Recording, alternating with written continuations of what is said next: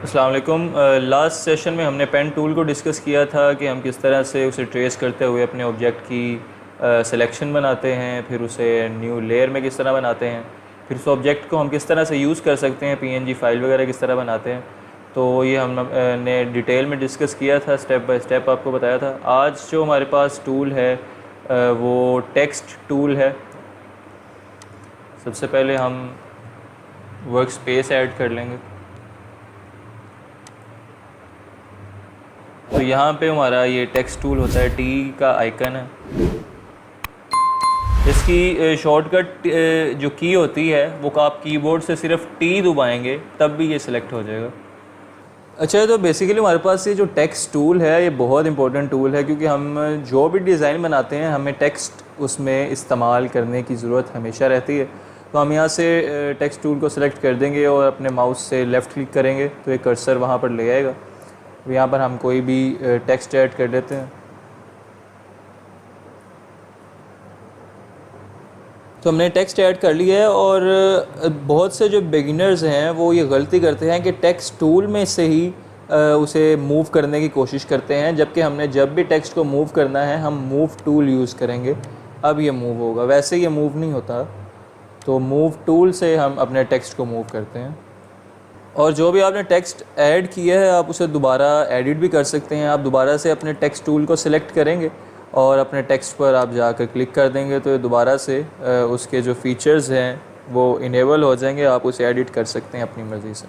अच्छा, ये इसके कुछ ऊपर फीचर्स भी दिए गए हैं, उन्हें हम यूज़ करने से पहले हम अपने टेक्स्ट को जो है वो सिलेक्ट कर लेंगे, ताकि हम जो भी फ़ीचर यूज़ करें वो इस जो है टेक्स्ट पर अप्लाई हो जाए। तो हम अपने ये टेक्स्ट को सिलेक्ट करने के लिए कंट्रोल ए भी दबा सकते हैं।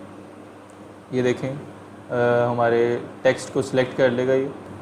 या दूसरा इसका तरीका है कि आप अपने माउस से इसे ड्रैग कर लें, वन बाय वन ये सारा इससे सिलेक्ट हो जाएगा। लेफ़्ट क्लिक करके रखें और इस तरह से ड्रैग कर लेंगे तो तब भी सिलेक्ट हो जाएगा, ताकि आप जो भी ऊपर से एडिट वगैरह करें वो इस पूरे टेक्स्ट पर अप्लाई हो जाए।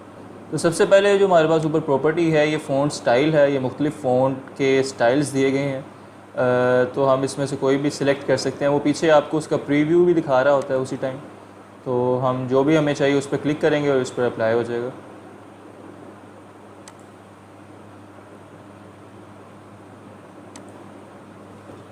तो बाद हमारे पास फ़ॉन्ट्स होते हैं, उसमें फ़र्दर फ़ॉन्ट की प्रॉपर्टी भी दी होती है। जैसे यहाँ पर है ये रेगुलर है, आप इसे इटैलिक भी कर सकते हैं और बोल्ड भी कर सकते हैं। तो हर फ़ॉन्ट की जो है वो सेपरेटली यहाँ पर प्रॉपर्टीज़ दी होती हैं। इसके बाद नेक्स्ट प्रॉपर्टी है हमारी साइज़ की है। यहाँ से आप फ़ॉन्ट साइज़ अपनी मर्ज़ी से इंक्रीज़ और डिक्रीज़ कर सकते हैं। अच्छा, नेक्स्ट प्रॉपर्टी हमारी ये वाली है। इसमें आप इसे शार्प ही रहने देंगे, इसे चेंज करने की ज़रूरत नहीं है। आगे ये अलाइनमेंट के लिए कुछ प्रॉपर्टीज़ हैं, इस्तेमाल होती हैं। अब ये शायद आपको सही फील ना हो रहा हो, क्योंकि ये टेक्स्ट अभी एक ही लाइन में, मैं इसे दो लाइनों में करके आपको दिखाता हूँ, फिर शायद आपको बेहतर समझ आ जाएगी। तो ये मैं इसे बैक स्पेस करके एंटर कर देता हूँ, तो ये दो लाइनों में इस तरह से हो गया। अब आप देखें कि इसे मैंने सिलेक्ट किया है दोबारा से, और अब देखें तो ये दोनों जो लाइनें हैं ये सेंटर अलाइन हो गई हैं। इसी तरह ये राइट अलाइन हो गई हैं यानी, और ये लेफ़्ट, यानी सबसे लेफ़्ट वाले वर्ड के पर्सपेक्टिव से ये इसे अलाइन कर दिया इसने। अच्छा, ये अभी वर्ड्स काफ़ी कम है मेरे ख्याल है, इससे भी आपको सही समझ नहीं लग रही होगी। मैं क्विकली कुछ और लफ्ज़ ऐड कर लेता हूँ, कुछ और वर्ड्स ऐड कर लेता हूँ आपको सिर्फ इसकी अलाइनमेंट समझाने के लिए। इसे मैं इसी तरह से दो लाइनों में कन्वर्ट कर लूँगा, बैक स्पेस और एंटर करके। ये अब दो लाइनों में आ गया। अब ज़्यादा वर्ड्स हैं तो आपको बेहतर तरीके से समझ आएगी। देखें ये अभी सेंटर अलाइन किया है विद रिस्पेक्ट टू सेंटर। अब देखिएगा इसे जब मैं राइट अलाइन करूँगा, राइट अलाइन, अब ये देखें इसने राइट साइड के जो वर्ड्स हैं उसके पर्सपेक्टिव से, उससे मद्देनज़र रखते हुए इसने इसे अलाइन किया है। वो देखें वहाँ से ई किया, अब ये लेफ़्ट अलाइन किया है तो इसने लेफ़्ट की तरफ से जो वर्ड्स हैं उसको मद्देनज़र रखते हुए इसे अलाइन कर दिया। और इसके अलावा जो यहाँ पे कलर प्रॉपर्टी है, यहाँ से आप अपने टेक्स्ट का जो है कलर चेंज कर सकते हैं, लेकिन याद रखिएगा कि कोई भी चेंजिंग आपने अपने टेक्स्ट में करनी है, पहले आपने टेक्स्ट को सिलेक्ट करना है। कंट्रोल ए से भी कर सकते हैं और अपने कर्सर से भी उसे ड्रैग करके भी कर सकते हैं। यहाँ से देखें, इसका कलर जो है वो आप चेंज कर सकते हैं। अच्छा, हमारी यहाँ पर एक और प्रॉपर्टी एक आती है टेक्स्ट में। उससे पहले आप दोबारा से अपने टेक्स्ट को सिलेक्ट कर लेंगे। ये सिलेक्ट करना लाजमी याद रखिएगा कि ये वाली प्रॉपर्टी है, ये रैप टेक्स्ट इसे कहते हैं और इसमें मुख्तलिफ आपको स्टाइल दिए गए हैं फ़ोटोशॉप की तरफ से। आप अपने जो टेक्स्ट है उसे चेंज कर सकते हैं। ये देखें, ये बेंड है, इसका आप इंक्रीज़ कर सकते हैं बेंड, इसी तरह डिक्रीज़ कर लेंगे। स्टाइल आप इसका चेंज कर सकते हैं, मतलब इसमें मुख्तलिफ स्टाइलिंग जो है वो दी गई है। जैसे ये फ़िश आई है, ट्विस्ट है, ये देखें इसे ट्विस्ट करता जा रहा है इसे। तो ये मुख्तलिफ़ तरीके हैं, मुख्तलिफ़ स्टाइल्स हैं, आप इन्हें ख़ुद भी चेक कर सकते हैं। अच्छा, टेक्स्ट टूल में हमारे पास ये एक और आइकन है यहाँ पर, इसमें भी हमें कुछ प्रॉपर्टीज़ दी गई होती हैं, तो उन्हें डिस्कस करने से पहले मैं यहाँ पर एक टेक्स्ट ऐड कर लेता हूँ।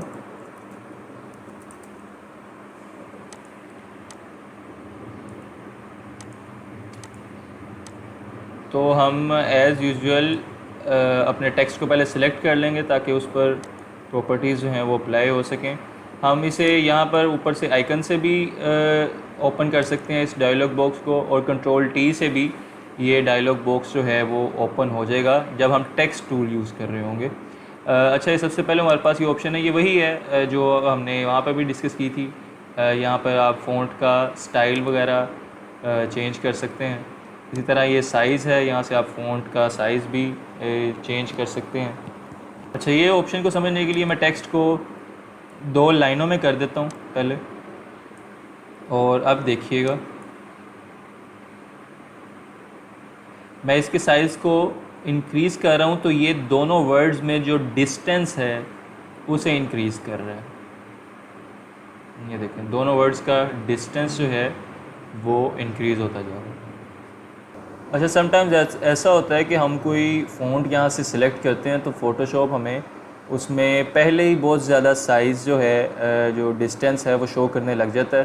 तो उसे उसकी नॉर्मल पोजीशन में लाने के लिए हम ऐसा करते हैं कि जो हमें फ़ॉन्ट का साइज़ दिया गया होता है उतना साइज़ ही हम यहाँ पर जो है वो ऐड कर दें। देखें, अपनी ये नॉर्मल पोजीशन में आ गया।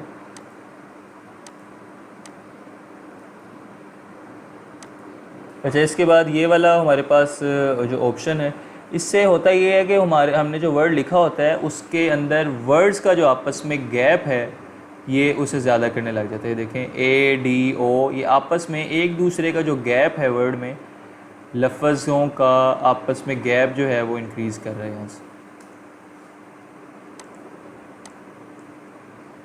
इसी तरह ये वाला जो ऑप्शन है ये वर्टिकली स्ट्रेच करता है हमारे वर्ड्स को।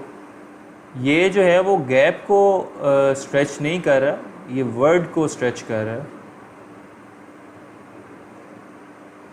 और इसकी जो नॉर्मल पोजीशन है वो 100 है। अच्छा, ये जो टूल है ये हमारे वर्ड्स को हॉरिजेंटली स्ट्रेच कर रहा है, और ये जो ऊपर वाला टूल था इसमें फ़र्क ये है कि ऊपर वाले टूल में वो हमारे वर्ड्स को स्ट्रेच नहीं कर रहा था, बल्कि जो अंदर गैप है हमारे वर्ड्स का एक दूसरे के साथ वो उस डिस्टेंस को ज़्यादा कर रहा था।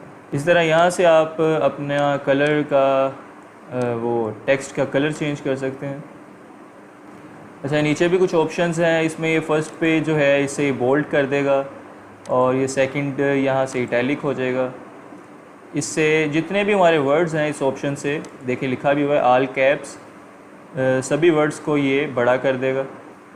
और ये जो नेक्स्ट ऑप्शन है इसमें हमारा जो वर्ड का आप देखेंगे, पहला जो वर्ड है, पहला लेटर है, उसे इसने थोड़ा सा बड़ा कर दिया है और बाकी जो वर्ड्स हैं हमारे वो छोटे हैं, कंपैरेटिवली साइज़ में छोटे हैं। तो नेक्स्ट ये जो ऑप्शन है इसमें आप कोई डायमेंशन वगैरह ऐड कर सकते हैं, जैसे कोई डिग्री की डायमेंशन होती है। मैं यहाँ पर आपको करके दिखाता हूँ। जैसे 100 आप डिग्री लिखना चाह रहे हैं तो आप इसे सिलेक्ट करके तो इसे दबा देंगे तो देखें ऊपर डिग्री का साइन बन गया है। इसी तरह आप इसे जो है वो नीचे वाली साइड पर भी ला सकते हैं इस साइन को।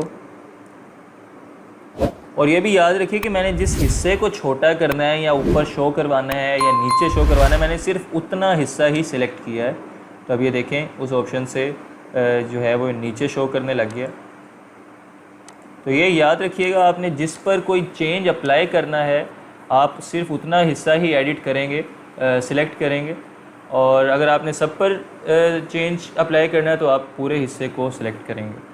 इसी तरह ये नेक्स्ट ऑप्शन अंडरलाइन की है, इससे हमारे ये टेक्स्ट को अंडरलाइन कर देगा और ये टेक्स्ट के बीच जो है वो लाइन आ जाएगी इससे। तो ये कुछ हमारे पास प्रॉपर्टीज़ थी जिनको यूज़ करते हुए हम अपने टेक्स्ट को कस्टमाइज़ कर सकते हैं, मॉडिफाई कर सकते हैं, एडिट कर सकते हैं। तो ये आप अपनी मर्ज़ी के मुताबिक इसे यूज़ कर सकते हैं। अच्छा, अगर अब हमने टेक्स्ट जो है वो पैराग्राफ की फॉर्म में लिखना हो तो उसके लिए हम क्या करेंगे? सबसे पहले जो ये टेक्स्ट हमने ऐड किया हुआ है इसे डिलीट कर लेते हैं। अच्छा, अगर आप टेक्स्ट टूल को यूज़ करते हुए कोई पैराग्राफ बनाना चाहते हैं तो उसके लिए आप एक यहाँ पर बॉक्स जो है वो क्रिएट कर लेंगे। अब आप जो भी टेक्स्ट ऐड करेंगे वो सिर्फ इस बॉक्स में ही एडजस्ट होगा, इस बॉक्स से बाहर नहीं निकलेगा। यहाँ से हमने कुछ डमी टेक्स्ट जो है वो कॉपी कर लिया वेबसाइट से और इससे यहाँ पर हम पेस्ट कर देते हैं। तो हम अपने इस टेक्स्ट को एडजस्ट करने के लिए, मॉडिफाई करने के लिए इसे सिलेक्ट कर लेंगे और यहाँ से जैसे मैंने बताया था कि हम फ़ॉन्ट वगैरह इसका चेंज कर सकते हैं। इसी तरह ये साइज़ है, साइज़ हम अपनी मर्ज़ी से बड़ा छोटा इसे कर सकते हैं, इंक्रीज़ कर सकते हैं। तो आप देखें कि हमने जितना बॉक्स बनाया था ये पैराग्राफ उसी बॉक्स में ही एडजस्ट कर दिया गया है और ये उस बॉक्स से बाहर नहीं जाएगा। तो ये बॉक्स बनाने का फ़ायदा होता है कि उसमें एक सीक्वेंस ज़रा नज़र आता है हमें। तो हम अपने इस टेक्स्ट को अलाइन भी कर सकते हैं, मैंने ये ऑप्शंस आपसे डिस्कस की थी पहले भी। तो टेक्स्ट टूल में हमारे पास एक और ऑप्शन भी होती है वर्टिकल टाइप टूल। ये भी सेम ऑप्शंस, इसमें भी फीचर्स इसमें भी सेम है, लेकिन इसमें टेक्स्ट जो ऐड होता है वो वर्टिकली ऐड होता है। तो आप देखेंगे इस पे वो प्रॉपर्टीज़ अप्लाई हुई हैं ऑलरेडी जो हमने लास्ट टाइम भी टेक्स्ट पर ऐड की थी। तो इन प्रॉपर्टीज़ को ख़त्म करने के लिए, डीसेलेक्ट करने के लिए हम अपने टेक्स्ट को सिलेक्ट करेंगे और अपना प्रॉपर्टी बॉक्स जो है कंट्रोल टी से मैंने आपको बताया था, ये देखें, और यहाँ से हम आकर इसे डीसेलेक्ट कर लेंगे जो भी इस पर अप्लाई हुआ है। तो अब ये देखें ये एक नॉर्मल जो है वो टेक्स्ट है बोल्ड में। तो इस ऑप्शन में बस यही है कि आपका जो टेक्स्ट है वो वर्टिकल फॉर्म में जो है वो राइट होगा। अच्छा, इसमें हमारे पास एक और टूल भी है वर्टिकल टाइप मास्क टूल, और इसे हम जब भी बनाएंगे हम इसे न्यू लेयर पर बनाएंगे। पहले न्यू लेयर ऐड कर ली और दोबारा से हम इसे टेक्स्ट जो है वो ऐड कर लेते हैं अपनी मर्ज़ी का। तो ये टूल जो है वो बेसिकली आपको टेक्स्ट की जो भी आप लिखेंगे उसकी एक सिलेक्शन बनाकर आपको दे देगा। तो फिर आप इस पर मज़ीद जो है वो इसे मॉडिफाई कर सकते हैं, इस पर कलर्स वगैरह आप ऐड कर सकते हैं। अच्छा, मैं आपको पहले भी बता चुका हूँ कि ये हमारे पास जो कलर सिलेक्ट हैं यहाँ पर फोरग्राउंड और बैकग्राउंड में, तो आप इन्हें अपनी सिलेक्शन या लेयर में जो है वो ऐड कर सकते हैं और उसके लिए आप कंट्रोल और बैक स्पेस दबाएँगे। ये देखें इसने अप्लाई इसमें कर दिया।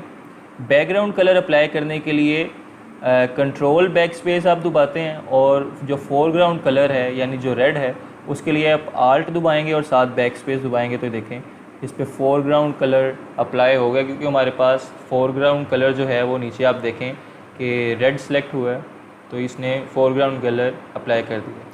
तो अब मैं इस सिलेक्शन को डीसेलेक्ट करने के लिए पहले भी आपको बता चुका हूँ कि कंट्रोल डी कर दूँगा, उससे ये सिलेक्शन ख़त्म हो जाएगी। तो मैं आपको बता दूं कि हम अपने इस टेक्स्ट को ये बेसिकली टेक्स्ट नहीं है, ये एक लेयर बन गई है, ये देखें आप। तो हम इसे रेज़ भी कर सकते हैं रेज़ टूल की मदद से। देखें यहाँ से रेज़, और ये देखें क्योंकि हमारे पास ये लेयर है तो हम इसे रिमूव भी, रेज़ भी कर सकते हैं रेज़ टूल के थ्रू। जबकि जो हमारा दूसरा टेक्स्ट होता है नॉर्मल टेक्स्ट, उसे हम रेज़ नहीं कर सकते। ये मैं आपको दिखा भी देता हूँ, ये देखें ये यहाँ से ऑप्शन जो है वो डिज़ेबल हुई है। तो इसी तरह हमारे पास नेक्स्ट ऑप्शन है, उसमें हॉरिजॉन्टल हमें दिया गया है। हॉरिजॉन्टल टाइप मास्क टूल, ये भी इसी तरह जो अभी हमने डिस्कस किया उसी तरह की ऑप्शन है ये भी, लेकिन ये सिर्फ हॉरिजॉन्टल फॉर्म में हमें दिखाता है। इसे भी हम इसी तरह से लेयर बन जाएगी और हम उसे फर्दर एडिट कर सकते हैं, उसमें कलर वगैरह कर सकते हैं। तो आज हमने बेसिकली टेक्स्ट टूल ही को डिस्कस करना था। मैंने आपको स्टेप बाय स्टेप इसका बता भी दिया है, इसकी प्रॉपर्टीज़ भी समझा दी हैं, और मैं आपको यही बताऊंगा, रिकमेंड करूंगा, एडवाइस करूंगा कि आप इसकी प्रैक्टिस ज़्यादा से ज़्यादा करें, क्योंकि हम जो भी डिज़ाइन बनाते हैं उसमें टेक्स्ट टूल का बहुत अहम रोल होता है। तो आप जितनी भी प्रॉपर्टीज़ हैं उन्हें वन बाय वन अप्लाई करके भी देखें, और क्रिएटिविटी का भी आप मुजाहरा यहाँ पर कर सकते हैं। इसमें आपको बहुत फ़ीचर्स दिए गए होते हैं, तो आप इन्हें वन बाय वन अप्लाई करके देखते रहें। अच्छा, हमारे जो आखिर में कुछ टूल्स जो रह गए हैं हम उन्हें डिस्कस करने के लिए यहाँ पर वर्क स्पेस पहले ऐड कर लेते हैं, और अब हम उधर टूल्स की तरफ आएंगे। ये हमारे पास रेक्टेंगल टूल है। तो रेक्टेंगल टूल में यहाँ हमारे पास दो कलर्स होते हैं, एक होता है उसका फिल, यानी जिस कलर से वो फिल होगा, जैसे देखें ग्रीन है, और दूसरी उसकी आउटलाइन होती है। ये देखें यहाँ पे वो रेड कलर, हम यहाँ से उसका साइज़ भी बढ़ा सकते हैं, उसकी विजिबिलिटी ये देखें। और ये कुछ बॉर्डर्स के स्टाइल भी हैं, हम इन्हें भी चेंज कर सकते हैं, कस्टमाइज़ कर सकते हैं। और इसके अलावा कुछ साइज़ वगैरह हैं जो दिए गए हैं, आप इसे छोटा बड़ा भी यहाँ से कर सकते हैं, एडजस्ट कर सकते हैं। इसी तरह ये और डिफरेंट टूल इसमें दिए गए हैं, आप सिमिलरली इनके भी जो साइज़ वगैरह हैं और डिज़ाइन वगैरह हैं वो अपने मुताबिक कस्टमाइज़ कर सकते हैं, एडिट कर सकते हैं। ये मुख्तलिफ़ शेप्स ही हैं, बाकी फंक्शंस इनमें वही हैं। अच्छा, इसी तरह ही हमारे पास एक पॉलीगॉन टूल है, इस पर आप ऊपर साइड्स जितनी बनाना चाहें बन जाएंगी, यानी 7 लिखा है तो ये देखें 7 साइड्स का पॉलीगॉन बना दिया, इसी तरह 4 साइड का। तो ये पॉलीगॉन टूल को आप इस तरह से, बाकी सारे इसमें से अंदर जो फंक्शंस वगैरह हैं मैंने आपको बताया वो सेम है। यहाँ पर आप और भी शेप्स जो हैं वो सिलेक्ट कर सकते हैं। यहाँ पर ये देखें एक आइकन है शेप, और इसके नीचे देखें मुख्तलिफ़ शेप्स दी गई हैं। यहाँ पर आप कोई भी अपनी मर्ज़ी से जो है वो ड्रा कर सकते हैं शेप। ये देखें काफ़ी शेप्स हैं यहाँ पर, ये अम्ब्रेला है। और अपनी इस शेप को वर्टिकली और हॉरिजॉन्टली सेम साइज़ रखने के लिए आप शिफ्ट और आल्ट को दबा कर रखेंगे और फिर इसे आप एडजस्ट करेंगे। और जैसा मैंने आपको पहले बताया कि हम चीज़ों को मूव करने के लिए मूव टूल का जो है वो इस्तेमाल करते हैं। तो ये देखें यहाँ से आप मूव भी कर सकते हैं इन्हें।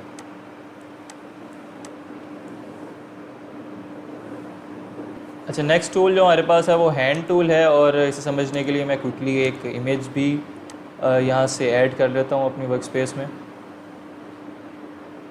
तो हैंड टूल क्या है बेसिकली, मतलब अगर आप अपनी इमेज को जूम कर लेते हैं, देखें जैसे मैंने कर लिया, तो आप अपनी इमेज को कंट्रोल करने के लिए, राइट लेफ़्ट करने के लिए, उसकी पोजीशन देखने के लिए आप हैंड टूल को यूज़ करके आगे पीछे उसे कर सकते हैं। अच्छा, इसी तरह नेक्स्ट ऑप्शन हमारे पास जूम की है, और अगर आप जूम इन करना चाहें तो वो ऊपर से आप प्लस वाला दबा देंगे और इसे क्लिक करते जाएंगे तो ये जूम इन हो जाएगा। इसी तरह माइनस वाले आइकन को आप दबाएंगे तो ये जूम आउट होता जाएगा। और इसी तरह ये आपके पास नीचे कलर बॉक्सेस हैं, इससे आप फोरग्राउंड कर सकते हैं, और ये बैकग्राउंड कलर यहाँ से आप सिलेक्ट कर सकते हैं। और अगर आप चाहते हैं कि आपका जो बैकग्राउंड कलर है वो फोरग्राउंड पर आ जाए और फोरग्राउंड बैकग्राउंड पे, तो आप इस ऑप्शन पर क्लिक करेंगे, ये देखें इसे रिवर्ट कर देता है। और इसकी शॉर्ट की एक एक्स भी है, आप कीबोर्ड से एक्स प्रेस करेंगे तो उससे भी ये रिवर्ट हो जाते हैं ये कलर्स। अच्छा, तो ये जितने भी बेसिक टूल्स थे इनके हमने बेसिक पर्पस जो बुनियादी इनका इस्तेमाल है वो डिस्कस कर लिया है। लेयर मास्क, तो हम सबसे पहले अपनी वर्क स्पेस जो है वो क्रिएट कर लेते हैं। आपको पता है कि जब भी हम कोई वर्किंग करते हैं तो हम वर्क स्पेस पर ही करते हैं, हमारे पास वर्क स्पेस होना ज़रूरी है। तो मैं लेयर मास्क को डिस्कस करने के लिए यहाँ से एक इमेज जो है वो ड्रैग करके ले आता हूँ।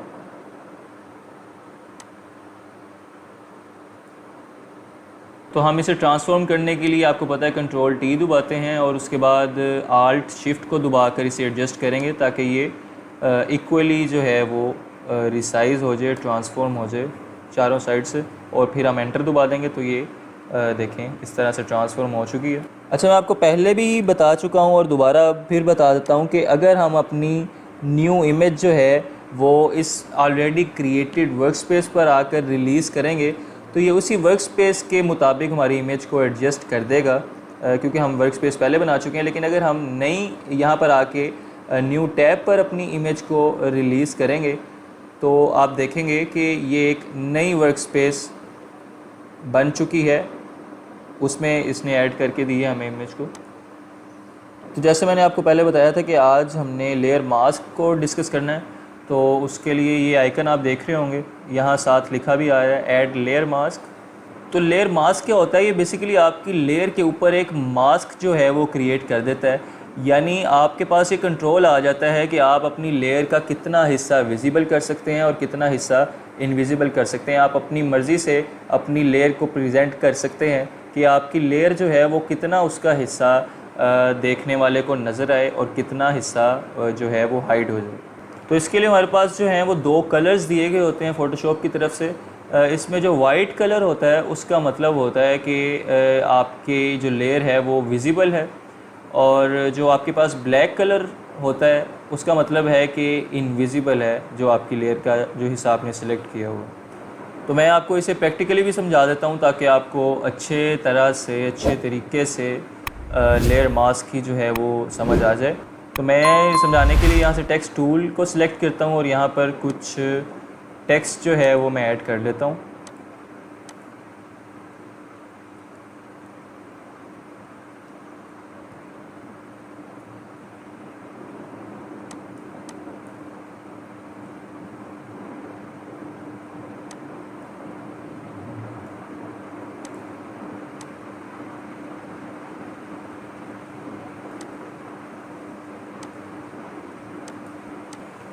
तो यहाँ से हमने अपने जो टेक्स्ट का कलर है वो पिक कर लिया है, एडजस्ट कर लिया है यहाँ से। तो जैसे मैंने आपको बताया था अभी कि हम लेयर मास्क के इस्तेमाल करते हुए अपनी लेयर का कुछ हिस्सा विजिबल कर सकते हैं और कुछ हिस्सा इनविजिबल कर सकते हैं। तो फॉर एग्ज़ाम्पल मैं चाहता हूँ कि ये जो मेरा टेक्स्ट जो मैंने ऐड किया है लेमन का, इसमें जो वर्ड्स लेमन के यानी हमारा ऑब्जेक्ट जो है लेमन उसके ऊपर आ रहे हैं वो इनविजिबल हो जाए।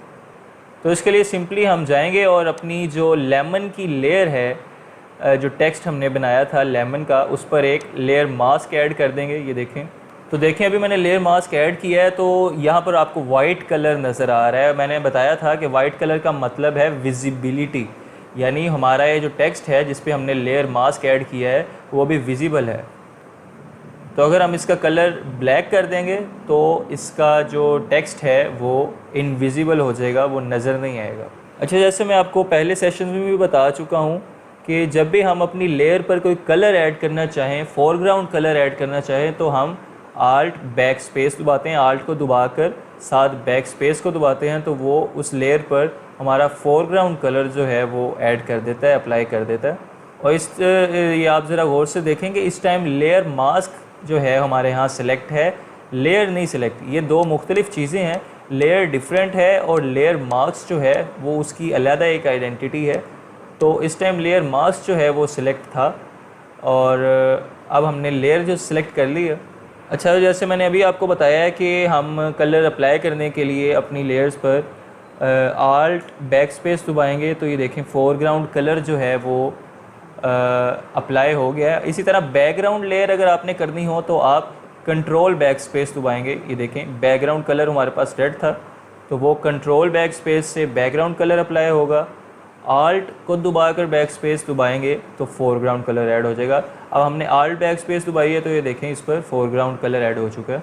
तो जिस तरह हम अपनी लेयर पर कलर अप्लाई कर सकते हैं उसी तरह हम अपने बनाए गए मास्क पर भी कलर ऐड कर सकते हैं, यानी आल्ट बैक स्पेस से और कंट्रोल बैक स्पेस से हम अपने लेयर मास्क पर भी कलर अप्लाई कर सकते हैं।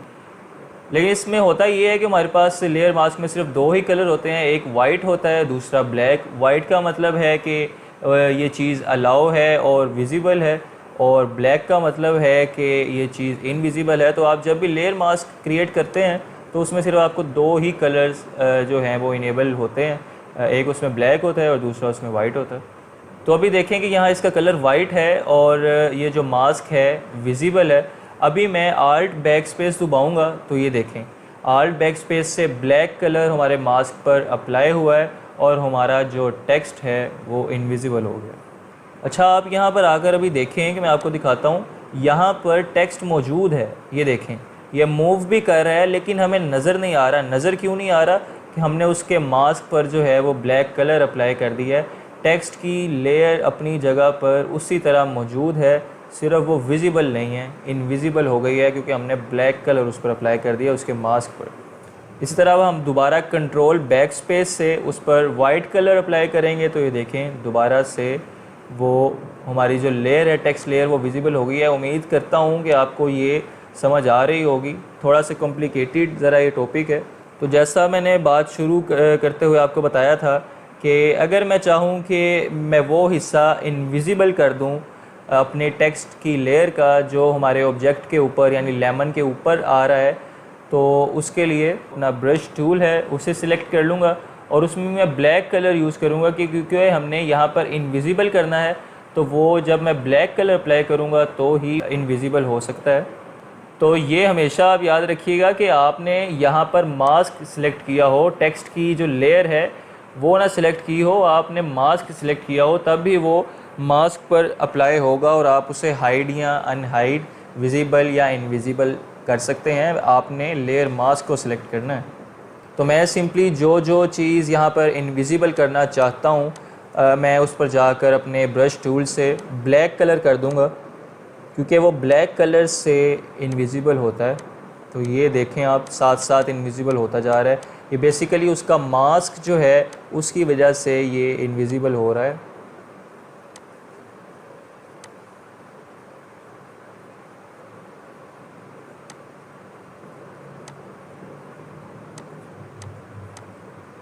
आप यहाँ से ओपेसिटी कम करके भी एडजस्ट कर सकते हैं अपनी आसानी के लिए। ये ज़्यादा ज़रा बेहतर आपको आइडिया हो जाता है ओपेसिटी कम करके।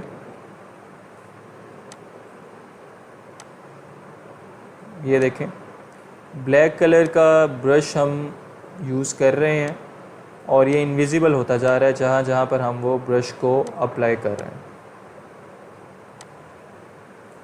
अरे जैसा मैं आपको पहले भी बता चुका हूँ कि हमारे मुख्तलिफ़ जो टूल्स हैं उसका आप साइज़ इंक्रीज़ और डिक्रीज़ करने के लिए करली ब्रेसेस का इस्तेमाल करते हैं। आप लेफ़्ट करली ब्रेस यूज़ करेंगे तो उसका साइज़ जो है वो कम हो जाएगा आपके टूल का, ब्रश का। इसी तरह जो राइट करली ब्रेस है आप उसे दबाएंगे तो उसका आपका जो टूल है उसका साइज़ इंक्रीज़ हो जाएगा। तो ये चीज़ें याद रख लें, ये आपको एफिशिएंट काम करने में मदद देती हैं। इसी तरह मैं अपनी इमेज के किसी और हिस्से पर जाना चाह रहा हूँ तो मैं बार बार यहाँ से आकर हैंड टूल को सेलेक्ट करके यहाँ से यूज़ नहीं करूँगा। मैं सिंपली अपनी स्पेस का बटन दबाऊँगा और ये देखें इससे हमारा टाइम भी बचता है और मतलब आप एफिशिएंटली जो है वो अपना काम कर सकते हैं। तो ये आप देखें कि हम जितना हिस्सा चाह रहे थे कि जो हमारे ऑब्जेक्ट के आगे आ रहा है उसे इनविजिबल कर दें, तो ये उतना हिस्सा हो गया। मैं आपको ओपेसिटी दोबारा से नॉर्मल करके भी दिखा देता हूँ। तो ये देखें आप, इसमें पहले जो हिस्सा विजिबल था हमने उसे इनविजिबल किया है। ये बेसिकली हमने ऐसा नहीं है कि टेक्स्ट जो है वो हम उठाकर उसके पीछे ले गए हैं, ये हमने वो हिस्सा ही इनविजिबल कर दिया है ब्लैक कलर के थ्रू, ब्रश के थ्रू। जो हिस्सा लेमन के हमारे इस ऑब्जेक्ट के आगे आ रहा था तो अब वो ऐसे लग रहा है जैसे वो उसके पीछे ही हमने लिखा है। ये बात याद रखिए कि हमने जितनी भी एडिटिंग की है वो मास्क पर की है, अपनी लेयर पर नहीं की। मतलब इस टाइम मैं अपना ये मास्क डिलीट कर दूंगा तो आप देखेंगे कि देखें दोबारा उसी हालत में आ गया है जिस हालत में आपने टेक्स्ट लेयर पर इसे बनाया था।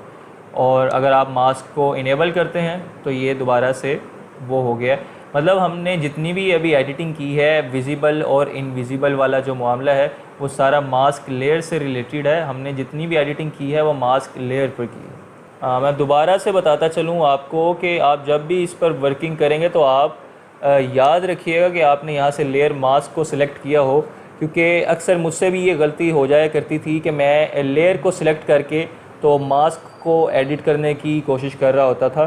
तो याद रखिए कि आपने जब भी एडिट करना है तो आप मास्क को पहले सिलेक्ट कर लें फिर उसे एडिट करें। अच्छा, मैं आपको बताता चलूँ कि ये ज़रूरी नहीं है कि आप ये लेयर मास्क सिर्फ टेक्स्ट पर ही अप्लाई कर सकते हैं। आप इस लेयर मास्क को किसी भी इमेज पर, ऑब्जेक्ट पर या शेप पर भी अप्लाई कर सकते हैं इजीली। तो मैं आपको वैसे क्विकली बता भी देता हूँ कि आप इमेज पर किस तरह से लेयर मास्क अप्लाई कर सकते हैं। मेरे पास एक और इमेज है और यहाँ पर ये मैं PNG जो हमने बनाया भी था पहले सेशंस में, ये मैं PNG की फ़ाइल यहाँ पर ले आया हूँ। तो अब मैं अपनी इस फ़ाइल पे PNG वाली फ़ाइल पर लेयर मास्क जो है वो अप्लाई कर देता हूँ। ये देखें इसका लेयर मास्क बन गया है और वाइट कलर में है। इसका मतलब है कि आपकी ये जो लेयर है ये टोटली विजिबल है इस टाइम। तो जैसा मैंने पहले डिस्कस किया है कि हम ब्लैक कलर करेंगे ब्रश टूल से, तो ये देखें इनविजिबल होने लग गई है, ये देखें इनविजिबल हो रही है। और ये लेयर आपकी उसी तरह है, आपका ये जितनी भी एडिटिंग है ये मास्क पर हो रही है। और फिर से याद करवा दूं कि आप अपने एडिट करते हुए मास्क को सिलेक्ट रखेंगे। अच्छा, मैं आपको बताता चलूं कि आप अपनी ब्रश की जो हार्डनेस है वो भी यहाँ से मॉडिफाई कर सकते हैं, इसे कम या ज़्यादा कर सकते हैं। जितना आप कम करेंगे उतना ये सॉफ्ट हो जाएगा और उतना इसे सॉफ्टली इस पर अप्लाई होगा। इसी तरह अगर आप हार्ड ज़्यादा कर देंगे तो ये देखें आप, तो इन दोनों में देखें आप फ़र्क भी नज़र आ गया होगा कि यहाँ पर इसने हार्डली इसे अप्लाई किया है और जो हमने सॉफ्ट ब्रश करके किया है उससे ज़रा सॉफ्टली, तो इसमें थोड़ा सा आपको फ़र्क नज़र आ गया होगा। और मैं आपको ये रिकमेंड करूँगा कि आप यहाँ पे ब्रश टूल यूज़ करते हुए इसे 70 और 80 के दरमियान रखें। हार्ड ज़रा ज़्यादा हो और सॉफ्टनेस हमें इतनी नहीं इसमें चाहिए, थोड़ा सा हार्ड की तरफ ज़्यादा हो तो ये ज़्यादा बेहतर तरीके से परफॉर्म कर सकता है। तो इस सेशन में मैंने लेयर मास्क पर ही आपको थोड़ी सी ब्रीफिंग देनी थी, डिस्कशन करनी थी। उम्मीद करता हूँ कि आपको लेयर मास्क की समझ आ गई होगी। और ये छोटी छोटी चीज़ें जो मैंने बताई हैं इन्हें याद रखिएगा कि आपने सिलेक्ट करना है पहले लेयर मास्क को। और हम नेक्स्ट सेशन में फ़र्दर अब मुख्तलिफ़ चीज़ें डिस्कस करेंगे। अल्लाह हाफ़िज़।